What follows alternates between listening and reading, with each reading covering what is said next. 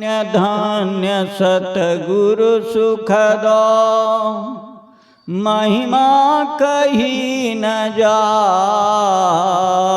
जो कछु कहूँ तुम्हारी कृपा मोते कछु न वसाय।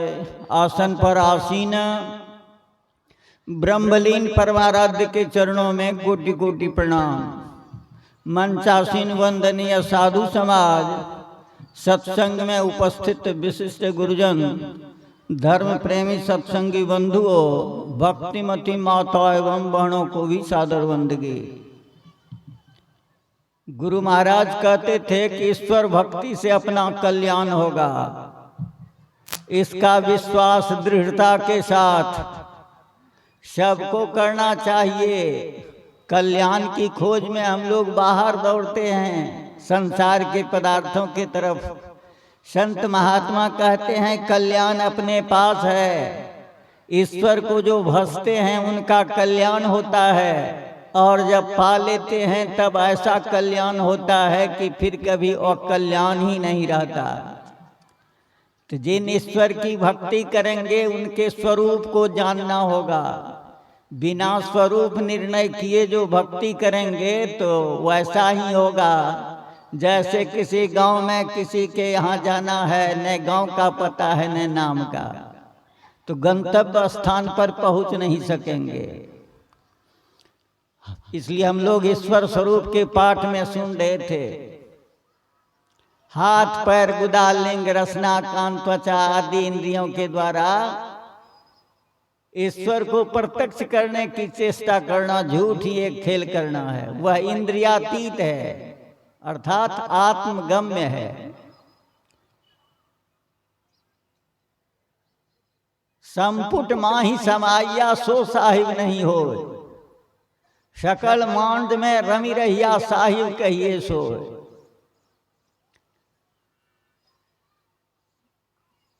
परमात्मा जो है सब में समाया हुआ है और बाहर भी है, उसको कोई पूरा हटा नहीं सकता है। रामायण में हम लोग पढ़ते हैं व्यापक व्याप्य अखंड अनंता अखिल अमोघ शक्ति भगवंता अगुण औदब्र गिरा गोतीता समदर्शी अनवद अजीता निर्मल निराकार निर्मोहा नित्य निरंजन सुख संदोहा प्रकृति पार प्रभु सब उर्वासी। प्रकृति के परे भी हैं, सबके हृदय में भी वास करते हैं। ब्रह्म निरीह बिरज अविनाशी यहाँ मोह कर कारण नहीं रविशन मुक्तम कवों की जाही।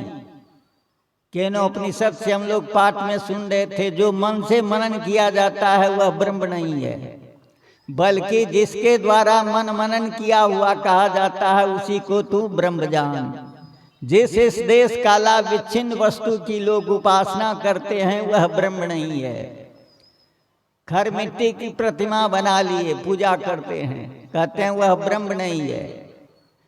मन से मन कब मनन करता है? इस शरीर में चेतन है तब ये मन मनन करता है। चेतन निकल जाता है सब इंद्रियां निश्चेष्ट हो जाती हैं। तो उसको जानने के लिए कबीर साहब कहते हैं कि गुरु करना पड़ता है। बिन गुरु माला फेरना, बिन गुरु करता दान, बिन गुरु सब निष्फल गया बूझो वेद पुराण। तो गुरु उसकी युक्ति बताते हैं, जिसको तुलसीदास जी महाराज ने कहा रवि पंचक जाके नहीं ताही चतुर्थी ना है, अते ही सब तक घेरे रहे कब हूँ तृतीया ना है। रवि का 5वां दिन गुरुवार होता है। जिस मनुष्य को जीवन में गुरु नहीं तो उसका जीवन शुरू नहीं। उसको चतुर्थी ताही चतुर्थी ना है। चौथा दिन बुधवार होता है, उसको सद्बुद्धि नहीं होगी, गुरु नहीं होगा तो। फिर कहा ते ही सब तक घेरे रहे। रविवार का 7वां दिन शनिवार होता है, उसको जीवन में शनिचरा लगा ही रहेगा। फिर कहा कब हूँ तृतीया ना है, रवि का तीसरा दिन मंगलवार होता है। गुरु नहीं तो जीवन में मनुष्य का कभी मंगल नहीं। रामायण विनय पत्रिका में हम लोग पढ़ते हैं, राम नाम कलिकाम तरु, राम भगति सुरधेनु, सकल सुमंगल मूल जग गुरुपद पंकज रेणु। सब तरह का कल्याण चाहते हैं तो अपने को गुरु के चरण शरण में समर्पित कीजिए, तब वे सही पता बताएंगे ईश्वर का। शरीरधारी भगवान से पूर्ण आपदा समाप्त नहीं होती है। संसार का आपको बड़ा से बड़ा लाभ हो जाएगा, वो लाभ हानि में भी परिणत हो जाता है। अगर तत्व रूप में भगवान को जान लेंगे, ईश्वर स्वरूप जानकर, गुरु से युक्ति जानकर जान लेंगे, तब फिर कभी संसार में आना जाना नहीं पड़ेगा। आप अनंत हो जाइएगा, ब्रह्म ही हो जाइएगा। तो जाएगा कौन मिलने के लिए? यही चेतन जाएगा।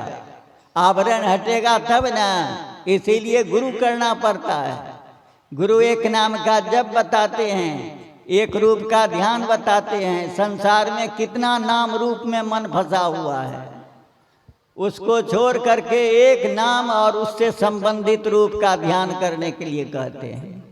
इसी को कबीर बाबा ने कहा, सतगुरु है सतलोक में, आभा है इस लोक, अब पकड़ो आभा रूप को, जाए चलो सतलोक।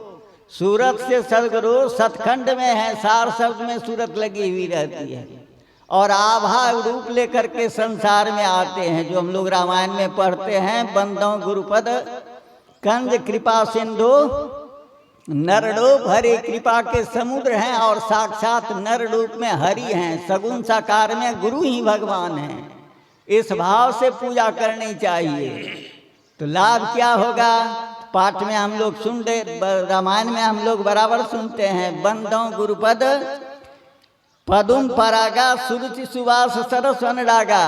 मैं गुरु महाराज के चरण रज की वंदना करता हूँ।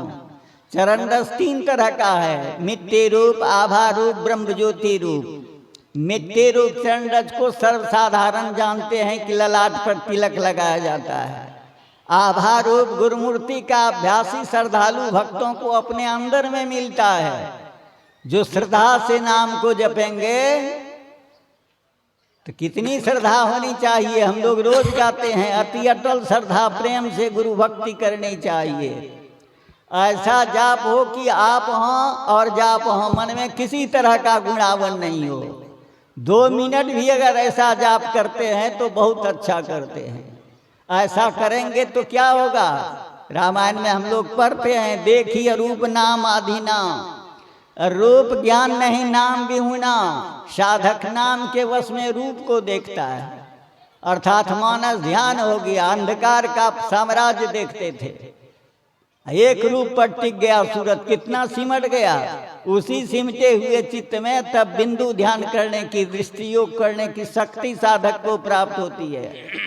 दोनों दृष्टि की धार को जोड़ेंगे तो गुरु महाराज के भजन में हम लोग गाते हैं, प्रथम ही धारो गुरु को ध्यान, हो श्रुति निर्मल हो बिंदु ज्ञान। 2 नैना सन्मुख देख, एक बिंदु मिले दृष्टि 2 रेख। दृष्टि 2 रेख, सुख मन झलकै तिल तारा, निरखी सूरति 10वीं द्वारा। ज्योति मंडल में अचरज ज्योत, शब्द मंडल अनहद शब्द होत। अनहद में धुन सत लवलाय, भवजल तरबो यही उपाय। में ही युक्ति सरल साची, लहै जो गुरु सेवा रांची।